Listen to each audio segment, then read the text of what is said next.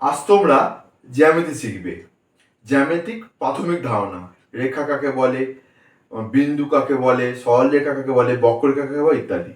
দেখো, প্রথমে হচ্ছে বিন্দু, তারপর হচ্ছে রেখা। আচ্ছা, আগে বোর্ডে লিখে রেখেছি, কেন ভিডিওটা লেন্দি হবে না, ওই জন্য লিখে রেখেছি। আচ্ছা, বিন্দু স্থানের মধ্যে একটি অবস্থা বোঝায় যাহার কোনো মাত্রা নেই। স্থানের মধ্যে, যেটা একটা ব্ল্যাকবোর্ড, একটা অবস্থান বোঝায়। মনে করো এটা পুটকি দিলাম, এটা হচ্ছে বিন্দু, এটা এ।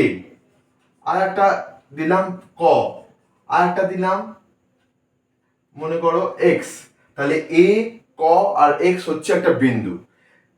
বিন্দু স্থানের মধ্যে একটি অবস্থান বোঝায়, একটা অবস্থান। অথচ একে দৈর্ঘ্য, প্রস্থ, উচ্চতা দিয়ে মাপা যায় না। তাই জন্য যাহার কোনো মাত্রা নেই। দৈর্ঘ্য হলে এক মাত্রা, যার দৈর্ঘ্য প্রস্থ আছে তাকে দ্বিমাত্রিক, আর যার দৈর্ঘ্য প্রস্থ ও উচ্চতা আছে তাকে তিন মাত্রিক বলা হয়। কিন্তু বিন্দুর কোনো দৈর্ঘ্য নেই, প্রস্থ নেই, উচ্চতা নেই, তাই জন্য এটা মাত্রাহীন, যার কোনো মাত্রা নেই। তাহলে এই একটা ব্ল্যাকবোর্ডের মধ্যে একটা অবস্থান বোঝায়, কিন্তু তাকে আমরা কোনোভাবেই মাপতে পারবো না, তাকে আমরা বিন্দু বলবো। এইটা হচ্ছে ভাষা। আচ্ছা, এই যে বিন্দু কাকে বলে যদি পরীক্ষা দেয় তাহলে এটা লিখবে। আচ্ছা, এটা ভিডিও পজ করে দেখতে পারো, অথবা ইউটিউবের ডেসক্রিপশনে আমার বোর্ডে যা যা লেখা থাকবে তোমরা ডাউনলোড করে দেখে নেবে। তোমরা যদি ফেসবুক বা ইনস্টাগ্রাম দেখে থাকো তাহলে ইউটিউবে যাবে, ক্লিক করবে, সেখান থেকে ইউটিউবের ডেসক্রিপশনে গিয়ে ডাউনলোড করে নেবে। আচ্ছা, এবার হচ্ছে রেখা। পেন্সিলের রেখা কাকে বলে? পেন্সিলের অগ্রভাগ থেকে কাগজের ওপর এদিক ওদিক নিয়ে গেলে যে দাগ পড়ে তাদের রেখা বলা হয়। আচ্ছা, পেন্সিলের অগ্রভাগ থেকে, এটা পেন্সিলের অগ্রভাগ, এটা মনে করো পেন্সিলের অগ্রভাগ থেকে কাগজের ওপর, এটা ব্ল্যাকবোর্ডটা কাগজের ওপর যদি এদিক ওদিক নিয়ে গেলে, যদি আমরা এরকম নিয়ে যাই অথবা এরকম নিয়ে যাই, তাহলে আমরা তাকে আমরা রেখা বলবো। রেখা হচ্ছে একমাত্রিক। রেখা কাকে বলে না? একমাত্রিক রেখা। কারণ রেখাকে আমরা খালি দৈর্ঘ্য দিয়ে মাপতে পারবো, এর উচ্চতা নেই আর এর প্রস্থ নেই। তাহলে রেখা হচ্ছে একমাত্রিক, আর বিন্দু হচ্ছে কোনো মাত্রা নেই। আচ্ছা, বিন্দু কি হবে? আচ্ছা, বিন্দু হবে দুটি সরলরেখার মধ্যে ছেদ হলে, এই একটা সরলরেখা আর এই একটা সরলরেখা। মনে করো এই একটা সরলরেখা, এই একটা সরলরেখা, দুটি সরলরেখা যদি পরস্পর ছেদ করে তাহলে বিন্দু তৈরি হয়। কিংবা একটা সরলরেখা, একটা বক্ররেখা, মনে করো, তাহলে তাহলে বিন্দু তৈরি। এখানে কটা বিন্দু হলো? এখানে মনে করো এ, এখানে ক, খ, গ, একটা বিন্দু তৈরি হলো। তাহলে একটা সরলরেখা, একটা বক্ররেখা দিয়ে বিন্দু তৈরি হতে পারে।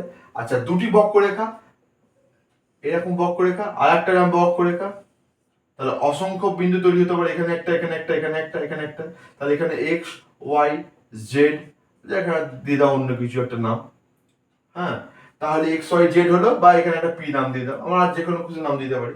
তাহলে হচ্ছে আমরা দেখতে পাচ্ছি কি, যে দুটি সরলরেখা অথবা দুটি বক্ররেখা অথবা একটি সরলরেখা একটি বক্ররেখা দিয়ে আমরা বিন্দু তৈরি করতে পারছি। যদি বলা হয় বিন্দু কাকে বলে, অবশ্যই কাকে বলে লিখে এখানে পয়েন্ট আউট করে দেবে, কারণ জ্যামিতিতে অতি অবশ্যই পেন্সিলে এঁকে বুঝিয়ে দিতে হবে। যেমন এটা যদি রেখা বলে তাহলে তোমার পেন্সিলে এঁকে বুঝিয়ে দিলে যে এ বি একটা রেখা, আর এখানে এক্স ওয়াই একটা রেখা, বা ক খ একটা রেখা, ক খ একটা রেখা। আচ্ছা, রেখাকে দুভাগে ভাগ করা যায়। রেখাকে দুভাগে ভাগ করা যায়, একটা সরল রেখা, একটা বক্ররেখা। রেখাকে আমরা দুভাগে ভাগ করতে পারি। একটা হচ্ছে সরল রেখা, সরল রেখা, একটা হচ্ছে বক্ররেখা। আচ্ছা, সরল রেখা বক্ররেখা কাকে বলে? দেখো, এটা ব্ল্যাকবোর্ডটা মুছে দেখাচ্ছি। দেখো, এবার সরল রেখা কাকে বলে দেখো, দুটি দূরবর্তী বিন্দুকে যোগ করতে যে রেখা টানা হয় তা যদি কোনো রকম না ভেঙে যায় তাহলে সেইরূপ রেখাকে আমরা সরলরেখা বলবো। এবার দেখো, দুটি দূরবর্তী বিন্দু, এই একটা বিন্দু, আচ্ছা এটা লাল পেনে আঁকি, এই একটা বিন্দু আর এই একটা বিন্দু, বলছে দুটি দূরবর্তী বিন্দুকে যোগ করতে যে রেখা টানা হয়, রেখা দু প্রকার, সরলরেখা বক্ররেখা, আমরা সরলরেখা পড়ছি। যে রেখা টানা হয় তা যদি কোনো রকম না বেঁকে, এঁকে বেঁকে যাবে না, না বেঁকে যায়, তাহলে সেই রেখা সরলরেখা বলবো। এই দুটি বিন্দু আছে দূরবর্তী, এখানে আমরা এখানে যোগ করে দিচ্ছি, তাহলে এটাকে আমরা সরলরেখা বলতে পারি। কোনো বাক্স, দুটো দূরবর্তী বিন্দু আছে, যদি আমরা রেখা টানি তা যদি কোনো রকম বেঁকে না যায়, তাকে আমরা সরলরেখা বলবো। আচ্ছা, সরলরেখা যদি আমরা এটাকে এ আর বি নাম দিই, এ আর বি, ঠিক আছে, তাহলে আমরা, আচ্ছা আর একটা জিনিস কি, সরলরেখা যখন আঁকবে, সরলরেখা চলতেই থাকবে, এর কোনো শেষ নেই, এদিকেও চলতে থাকবে এদিকেও চলতে থাকবে। তাই না, সরলরেখা যদি তোমরা সিম্বল দিয়ে বোঝাও, তাহলে এই দুদিকে ড্যাশ চিহ্ন হবে, দুদিকে তীর চিহ্ন হবে। তাহলে এ আর বি হচ্ছে একটি সরলরেখা। কিভাবে লিখবে, এ বি একটি সরলরেখা, ব্যাস এটা লিখলে। অথবা বা কি লিখবে, এ বি একটি সরলরেখা, এরকম ভাবে লেখা হয়।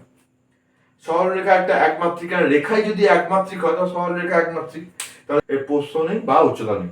তাহলে এ বি লিখবো, এ বি মানে হচ্ছে এদিকে অ্যারো চিহ্ন, এদিকে অ্যারো চিহ্ন, এ বি দিয়ে বলা হচ্ছে যে এটা এ বি একটি সরলরেখা। অথবা যদি ওপরে যদি চিহ্নটা না হতো, তাহলে লিখতে হবে এ বি একটি সরলরেখা। আচ্ছা, এখানে বলে রাখি, সরলরেখায় কোনো প্রান্ত বিন্দু নেই।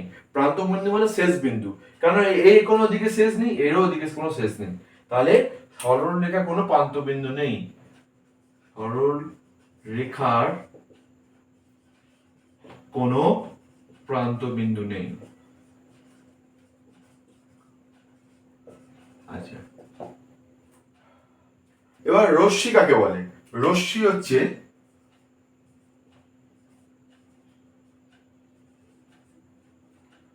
রশ্মি কাকে বলে না, একটা প্রান্ত বিন্দু হচ্ছে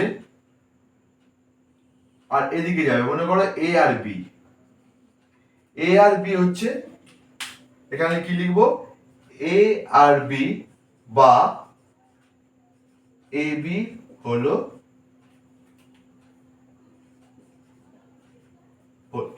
হলো রশ্মি। অর্থাৎ সরলরেখা দুদিকে বাড়ে বলে এর কোনো প্রান্তবিন্দু নেই। সরলরেখা একমাত্রিক, আর কি না, দুটি বিন্দু দিয়ে যদি কোনো রেখা সংযোগ করা হয়, সেটা যদি এঁকে বেঁকে না, তার সরলরেখা বলে। সরলরেখায় তিনটি বৈশিষ্ট্য। আর রশ্মি কি বৈশিষ্ট্য, একটা প্রান্তবিন্দু থাকবে, এই একটি প্রান্তবিন্দু, আর প্রান্তবিন্দু থেকে যাবে, প্রান্তবিন্দু থেকে শুরু হবে কিন্তু তার শেষ হবে না, তাকে রশ্মি বলবো। তাহলে এই বি একটি রশ্মি, বা এ বি হলে, যদি সিম্বল দিয়ে করো তাহলে এ বি মাথায় ড্যাশ অ্যারো চিহ্ন দেবে, একদিকে হবে খালি, যেদিক থেকে আরম্ভ হবে সেদিকে হবে না, যেদিকে অ্যারো চিহ্নটা থাকবে এদিকে সেদিকটা দিতে হবে, মানে বি এর দিকে কোনো শেষ নেই, বি প্রান্তবিন্দু না, প্রান্তবিন্দু হচ্ছে এ। এবার বক্ররেখা কাকে বলে দেখো, এবার দেখো বক্ররেখা কাকে বলে। সরলরেখা দেখেছো, এবার বক্ররেখা দেখো, দুটি দূরবর্তী বিন্দুকে আঁকা বাঁকা রেখা দিয়ে যোগ করলে তাকে বক্ররেখা বলে। বক্ররেখা বারবার দিক পরিবর্তন করে। দেখো, দুটি দূরবর্তী বিন্দু, এই একটা বিন্দু এই একটা বিন্দু, দুটি দূরবর্তী বিন্দুকে আঁকা বাঁকা রেখা দিয়ে যোগ করলে বক্ররেখা তৈরি হয়। এই বক্ররেখা বারবার দিক পরিবর্তন করে, বারবার ওপর নিচ দিক পরিবর্তন করছে। আচ্ছা, যদি বক্ররেখা, যেটা বলতে যাচ্ছিলাম যে বক্ররেখা কাকে বলে, তার বক্ররেখাকে বলে, এটা লিখলে, লেখার পর অবশ্যই পেন্সিলে এটা এঁকে দেখাবে। তাহলে লিখবে এ আর বি, এ আর বি হলো একটি বক্ররেখা, একটি বক্ররেখা। এটা ভিডিওটা পজ করো, খাতা লিখে নিতে পারো, অথবা ইউটিউবের ডেসক্রিপশনে লিংক পেয়ে যাবে, ওখান থেকে ডাউনলোড করে নিতে পারো। এবার হচ্ছে রেখাংশ। রেখাংশ কাকে বলে, একটি সরলরেখার ওপর অবস্থিত যে কোনো দুটি বিন্দুর মধ্যবর্তী অংশকে রেখাংশ বলে। না, যে কোনো দুটি বিন্দুর মধ্যবর্তী অংশকে রেখাংশ বলে। তার মানে একটি সরলরেখা, একটা সরলরেখা আঁকছি, এটা হচ্ছে এ আর বি, এ আর বি একটা সরলরেখা। তাহলে একটি সরলরেখার উপর অবস্থিত যে কোনো দুটি বিন্দু, যে কোনো একটা দুটি বিন্দু নিলাম, মাঝখানে একটা নিলাম, একটা নিলাম, এখানে একটা নিলাম, এখানে নামলো সি আর একটা ডি। তাহলে সি আর ডি হলো একটি রেখাংশ। তাহলে কিভাবে লিখবো? এই যে সি আর ডি, এই রেখাংশ সিম্বল হচ্ছে খালি একটা ড্যাশ হবে। তাহলে সি আর ডি হচ্ছে, সি আর ডি এর মধ্যে ড্যাশ। আচ্ছা, এই রেখাংশ দুটি প্রান্তবিন্দু থাকে, রেখাংশ দুটি প্রান্তবিন্দু থাকে। যদি রেখাংশ কাকে বলে পুরোটা লিখবে, এবং লিখবে রেখাংশ দুটি প্রান্তবিন্দু থাকে এটাও লিখবে, আর ছবিটাও এঁকে দেখাবে। আচ্ছা, এবার সরলরৈখিক দূরত্ব, মানে সরলরৈখিক দূরত্ব কাকে বলে? এবার দেখো, দুটি বিন্দুর মধ্যে সবচেয়ে কম দূরত্ব হলো সরলরৈখিক দূরত্ব। এই একটা বিন্দু আছে, এই একটা বিন্দু, এই একটা পয়েন্ট, এই একটা পয়েন্ট, মনে করো এটা তোমার বাড়ি, আর তোমাদের এটা স্কুল, এটা বিন্দু। গুগল ম্যাপে তোমরা অনেক সময় দেখো। তাহলে এই যে বিন্দু দুটির মধ্যে আমরা সবচেয়ে যেটা কম দূরত্ব হবে সেটাই সরলরৈখিক দূরত্ব বলবো। যেমন আমি যদি আমার বাড়ি থেকে যদি স্কুলে যাই, এটা এঁকে বেঁকে যেতে পারি। আবার আরেকজন কি করলো, এটা সোজা গেল। তাহলে এই যে সোজা গেল, এটাকে আমরা সরলরৈখিক দূরত্ব বলবো, যেটা সবচেয়ে কম হবে। এটা এ পয়েন্ট, এটা বি পয়েন্ট। এ হচ্ছে আমার বাড়ি আর বি হচ্ছে আমার স্কুল। তাহলে আমি কি করলাম, এঁকে বেঁকে গেলাম একদিন, আরেকদিন কি করলাম, সোজা গেলাম। তাহলে কোনটা সবচেয়ে কম হবে? না, যেটা আমি সোজা যাচ্ছি, তাহলে এটাকেই আমরা বলবো সরলরৈখিক দূরত্ব। দুটি বিন্দুর মধ্যে সবচেয়ে কম দূরত্বই হচ্ছে সরলরৈখিক দূরত্ব। ছোট প্রশ্ন আছে, সেটা অবশ্যই না বললে এই পুরো চ্যাপ্টারটা কমপ্লিট হবে না। দেখো, আচ্ছা এবার দেখো, একটি বিন্দু দিয়ে অসংখ্য সরলরেখা টানা যায়। এটা শর্ট কোশ্চেন আসতে পারে যে একটা বিন্দু দিয়ে কতগুলি সরলরেখা টানবে? অসংখ্য। কারণ এই একটা বিন্দু মনে করো, তাহলে আমি এই একটা টানছি, এদিকে টানছি, এদিকে সরলরেখা টানছি, এদিকে একটা সরলরেখা টানছি, এদিকে একটা সরলরেখা টানছি, এদিকে একটা সরলরেখা টানছি, এদিকে একটা সরলরেখা টানছি, এই এই তাহলে এই একটা বিন্দু, এই বিন্দু থেকে আমরা অসংখ্য সরলরেখা টানা যায়। এদিকে টানা যাবে, এদিকে টানা যাবে, কোনো অসুবিধা নেই।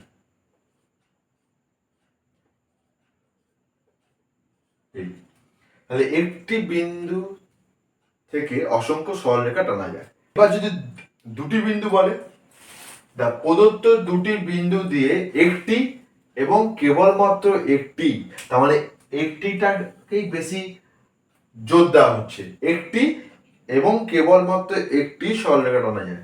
অর্থাৎ এখানে দুটি বিন্দু আছে, কটা সরলরেখা টানবে? একটাই সরলরেখা টানা যাবে, আর হবে না। আমার একটু বেঁকে যাচ্ছে, এই একটা বিন্দু, এই একটা বিন্দু, এই। তাহলে এখানে আমরা একটা সরলরেখাই টানতে পারবো, আর বেশি টানা যাবে না। তাহলে একটি বিন্দু দিয়ে অসংখ্য সরলরেখা টানা যায়, আর দুটি বিন্দু দিয়ে কেবলমাত্র একটি সরলরেখা টানা যায়। এটাই আমার বলা উদ্দেশ্য ছিল, যে এটা না বললে পুরো জ্যামিতিটা কমপ্লিট হবে না। আর ভিডিও যদি ভালো লেগে থাকে অবশ্যই লাইক ও শেয়ার করো, আর তোমরা যদি ইউটিউব দেখে থাকো অবশ্যই সাবস্ক্রাইব করে নেবে। আবার দেখা হবে।